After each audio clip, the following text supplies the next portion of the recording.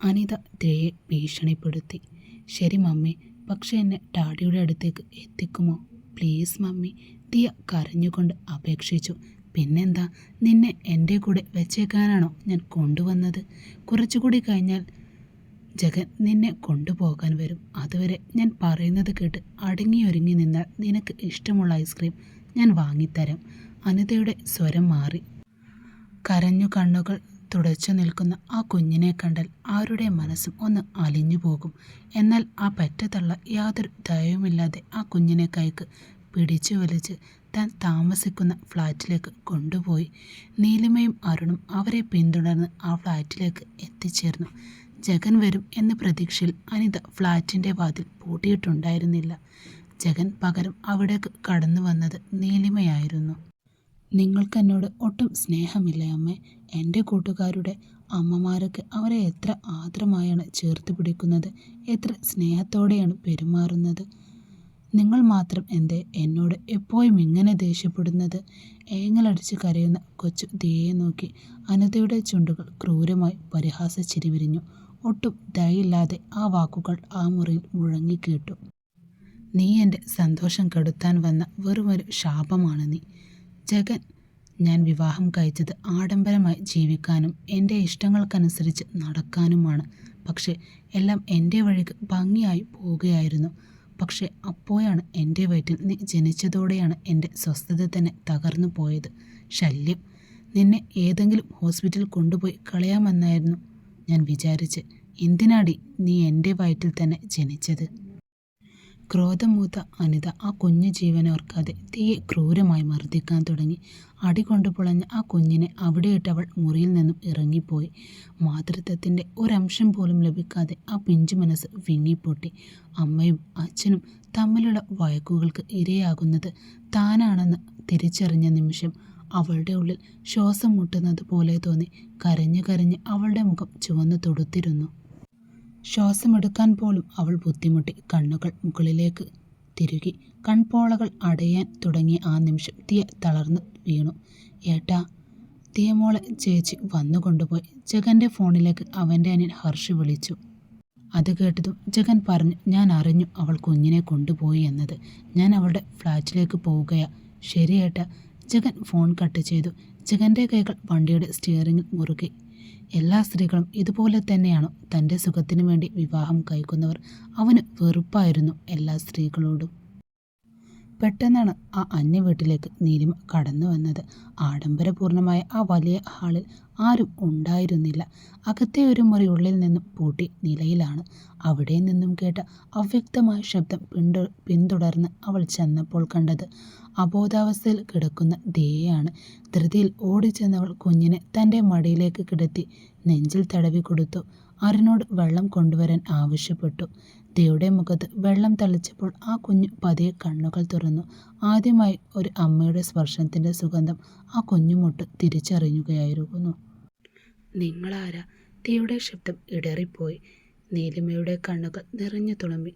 അമ്മുക്കുട്ടി, നിനക്ക് കുഴപ്പമൊന്നുമില്ലല്ലോടാ. വാ, നമുക്കിവിടെ നിന്ന് ഉടനെ പോകാം. അടിച്ച പാടുകൾ അവളുടെ ശരീരത്തിലുണ്ടായിരുന്നു. അതേസമയം മറ്റൊരു മുറിയിൽ അനിത കണ്ണാടിക്ക് മുന്നിലായിരുന്നു. തൻ്റെ ശരീരത്തിൻ്റെ അർദ്ധനഗ്നമായ വസ്ത്രങ്ങൾ അണിഞ്ഞ് കണ്ണുകളിൽ കരയെഴുതി ചുണ്ടുകൾ ചായം പൂശി അവൾ ഒരുങ്ങുകയാണ്. ജഗൻ എത്തുന്ന സമയം കണക്കുകൂട്ടി അവൾ ഒരു മായ മോഹിനിയെപ്പോലെ അവനെ കാത്തിരുന്നു.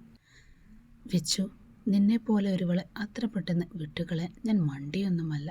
ഏതു കുഞ്ഞിനെയാണോ നീ എൻ്റെ ജീവിതത്തിൽ നിന്ന് എന്നെ ഓടിക്കാൻ ഒരു കാരണമാക്കിയത്, അതേ കുഞ്ഞിനെ വെച്ച് തന്നെ ഞാൻ നിൻ്റെ ജീവിതത്തിലേക്ക് തിരിച്ചു വരും. അവൾ മനസ്സിൽ മന്ത്രിച്ചു. പെട്ടെന്നാണ് ജഗൻ അങ്ങോട്ട് ദേഷ്യത്തോടെ കടന്നു വന്നത്. അനിതയുടെ കഴുത്തിൽ കുത്തിപ്പിടിച്ചുകൊണ്ട് അവൻ ഗർജിച്ചു. എൻ്റെ മോളുടെ അടുത്ത് നിന്ന് മാറി നിൽക്കാൻ നിന്നോട് എത്ര തവണ ഞാൻ പറഞ്ഞിട്ടുണ്ടടി. ഇനിയും നീ അവളുടെ മേൽ കൈവച്ചാൽ നിന്നെ ഞാൻ ജീവനോടെ വിടില്ല. എവിടെടി എൻ്റെ ദിയ? അവൻ്റെ കൈകരത്തിൽ ശ്വാസം മുട്ടുമ്പോഴും അനിതയുടെ കണ്ണുകൾ ഭയമുണ്ടായിരുന്നില്ല. അവൾ അവനെ നോക്കി പരിഹാസത്തോടെ ചിരിച്ചു. ദിയ എനിക്കും മകൾ തന്നെയാണ് വിച്ചു. 10 മാസം ചുമന്ന് പെറ്റതാണ് ഞാൻ അവളെ. നീ എന്നെ അവളിൽ നിന്ന് അകറ്റാൻ നോക്കേണ്ട. ഞാൻ തെറ്റുകൾ തിരുത്തി കഴിഞ്ഞു. ഇനി നമുക്ക് നമ്മുടെ ദിയക്കൊപ്പം ജീവിക്കാം. അനിതയുടെ വാക്കുകൾ പതിയെ അതിർവരമ്പുകൾ ലംഘിക്കാൻ തുടങ്ങി. കുഴഞ്ഞ സ്വരത്തിൽ സംസാരിച്ചുകൊണ്ട് അവൾ തൻ്റെ കൈകൾ അഭിമന്യുവിൻ്റെ ശരീരത്തിൽ ചലിപ്പിച്ചു. ഒരു സ്ത്രീയുടെ സ്പർശനത്തിന് മുന്നിൽ ഏതൊരു പുരുഷൻ്റെ ശരീരവും കീഴ്പ്പെടേണ്ടതാണ്. എന്നാൽ ഇവിടെ ജഗന് അനുഭവപ്പെട്ടത് ശരീരം മുഴുവൻ കത്തിയേരുന്നത് പോലെ വന്യമായൊരു ഭാവമാണ്. പല്ലുകൾ കടിച്ചമർത്തി അവൻ തൻ്റെ കോപത്തെ നിയന്ത്രിക്കാൻ ശ്രമിച്ചു. അവളുടെ കൈകൾ തടഞ്ഞു നിർത്തിക്കൊണ്ട് അവൻ കർക്കശമായി ചോദിച്ചു, എവിടെയടി എൻ്റെ ദിയ? കാമം നിറഞ്ഞ കണ്ണുകളോടെ അവനെ നോക്കിക്കൊണ്ട് അനിത പറഞ്ഞു, വിച്ചു, ദിയമോൾക്ക് നമ്മൾ രണ്ടുപേരും ഒന്നിച്ച് അവൾക്കൊപ്പം ജീവിക്കണമെന്ന ആഗ്രഹം തന്നെ. അതുകൊണ്ടാണ് അവൾ നമ്മളെ ശല്യം ചെയ്യാതെ ആ റൂമിലിരിക്കുന്നത്. നമ്മൾ എന്തിനാ അവളുടെ ആഗ്രഹം സാധിച്ചു കൊടുക്കാതിരിക്കുന്നത്? അവൾ പറഞ്ഞതുപോലെ വീണ്ടും അവൻ്റെ ശരീരത്തിൽ തൊഴാൻ ആഞ്ഞ അനിതയുടെ കൈകൾ ജഗൻ വന്യമായി തട്ടിമാറ്റി. ഇനിമേൽ എന്നെയും എൻ്റെ ദിയയും ശല്യം ചെയ്യില്ലെന്ന് ഉറപ്പ് നൽകിയതല്ലേ നീ? പിന്നെന്തിനാണ് വീണ്ടും ഞങ്ങളുടെ ജീവിതത്തിലേക്ക് നീ വീണ്ടും കയറി വരുന്നത്? അവൻ അവിടെ കയർത്തുകൊണ്ട് സംസാരിച്ചു. നീ എന്തൊക്കെയാണ് വിജി പറയുന്നത്? ഞാൻ നിന്റെ ഭാര്യയാണ്. ദിയ നമ്മുടെ മകളാണ്. ഞാൻ നിന്നോടൊപ്പം ജീവിക്കാതെ വേറെയാണ് കൂടെയുണ്ടാവുക? അനിത പരിഹാസത്തോടെ ചോദിച്ചു. അവളെ കനലെറിയുന്ന കണ്ണുകളോടെ അവളെ നോക്കിക്കൊണ്ട് അവൻ പറഞ്ഞു, ഒരു കുഞ്ഞ് ജനിച്ചയുടനെ അവളെ വാരിയെടുത്ത് നെഞ്ചോട് ചേർത്ത് ആരും കാണാതെ അമൃതുപോലെ മുലപ്പാൽ നൽകി വളർത്തേണ്ടതായിരുന്നു നീ. പക്ഷെ നീ എന്താ എൻ്റെ മകളോട് ചെയ്തത്? എൻ്റെ കുഞ്ഞിനൊന്ന് തിരിഞ്ഞു നോക്കിയിട്ട് പോലുമില്ല നീ. ഞാനാണ് നിൻ്റെ ജീവിതമെന്ന് നിനക്ക് ഇപ്പോഴാണടി മനസ്സിലായത്. ജഗൻ പറഞ്ഞ വാക്കുകളിൽ അനിതയൊന്ന് പതറിപ്പോയി. അത് ഞാൻ അറിയാതെ ചെയ്തു പോയതാ വിച്ചു. പ്ലീസ് വിച്ചു, എനിക്കൊരവസരം കൂടി തരൂ. നിന്നോട് നമ്മുടെ മകൾ ദിയോടുമൊപ്പം ജീവിക്കാൻ ഞാൻ ആഗ്രഹിക്കുന്നുണ്ട്. അവൾ വ്യാജമായി അപേക്ഷിച്ചു. ആദ്യം എൻ്റെ മകളെ എൻ്റെ മുന്നിൽ കൊണ്ടുവാ. ഞാൻ വന്നിട്ട് ഇത്രയും നേരമായിട്ടും അവൾ എന്താ പുറത്തു വരാത്തത്? നീ അവിടെ എന്തെങ്കിലും ക്രൂരത ചെയ്തോ? ആലോചിക്കുമ്പോൾ തന്നെ അനിതയെ കൊന്നുകളയാനുള്ള ദേഷ്യം ജഗൻ്റെ ഉള്ളിൽ തിളച്ചു മറിഞ്ഞു. വിച്ചു, നീ വെറുതെ ടെൻഷനാവേണ്ട. ഞാൻ പറഞ്ഞല്ലോ, അവൾ ആ റൂമിലുണ്ട്. അനിത അവനെ ശാന്തനാകാൻ ശ്രമിച്ചുകൊണ്ട് പറഞ്ഞു. അനിത പറയുന്നതൊന്നും കേൾക്കാൻ ജഗൻ തയ്യാറായിരുന്നില്ല. അവളെ തള്ളി മാറ്റി അവൻ വേഗത്തിൽ അടുത്ത മുറിയിലേക്ക് നടന്നു. ഭയത്തോടെ അനിതയും അവൻ്റെ പിന്നാലെ ഓടി. ജഗൻ്റെ ആ കോപാഗ്നിയിൽ അവൾ വിറച്ചു പോയിരുന്നു. ആ ഒരു വലിയ വീട് മുഴുവൻ മുഴങ്ങുന്ന ശബ്ദത്തിൽ അവൻ വിളിച്ചു, എവിടെ പോയടി എൻ്റെ ദിയ? അവൾ ഇവിടെ തന്നെയുണ്ട് വിച്ചു. ഭയം കാരണം അനിതക്ക് വാക്കുകൾ കിട്ടുന്നുണ്ടായിരുന്നില്ല. വീടിൻ്റെ ഓരോ കോണിലും കണ്ണുകൾ പായിച്ച് ജഗൻ ബാത്റൂം വരെ തുറന്നു നോക്കി. ഇത്രയും നേരം ധൈര്യം നടിച്ച അനിതയുടെ മുഖത്തിപ്പോൾ യഥാർത്ഥ ഭയം നേലിക്കാൻ തുടങ്ങി. തൻ്റെ കുഞ്ഞ് സുരക്ഷിതനല്ല ചിന്ത അവൻ്റെ ഉള്ളിൽ ഭയം നിറച്ചു. ദിവസവും ടിവിയിലും പത്രങ്ങളിലും കാണുന്ന ക്രൂരതകൾ അവനൊന്ന് ഓർത്തുപോയി. എവിടെയടി എൻ്റെ മകൾ? നീ അവളെ എന്താ ചെയ്തത് എന്ന് ചോദിച്ചുകൊണ്ട് ജഗൻ തൻ്റെ പുറത്ത് ഷർട്ടിൻ്റെ ഉള്ളിൽ ഒളിപ്പിച്ചു വെച്ചിരുന്ന തോക്കെടുത്ത് അവളുടെ നെറ്റിക്ക് നേരെ ചൂണ്ടി. മരണഭയം അനിതയെ പിടികൂടി. അവൾ വിറക്കാൻ തുടങ്ങി. വിച്ചു, ഞാൻ പറയുന്നത് കേൾക്ക്. ഞാൻ ദിയെ ഒന്നും ചെയ്തിട്ടില്ല. അവൾ എന്നോടൊപ്പം തന്നെയാണ് ഇങ്ങോട്ട് വന്നേ. ഈ റൂമിൽ അവളെ ഇരുത്തി ലോക്ക് ചെയ്താണ് ഞാൻ പുറത്തേക്ക് പോയത്. അവൾ എങ്ങനെ ഇവിടെ നിന്ന് കാണാതെ പോയെന്ന് എനിക്കറിയില്ല. അനിത സത്യം തുറന്നു പറഞ്ഞു. എന്ത്?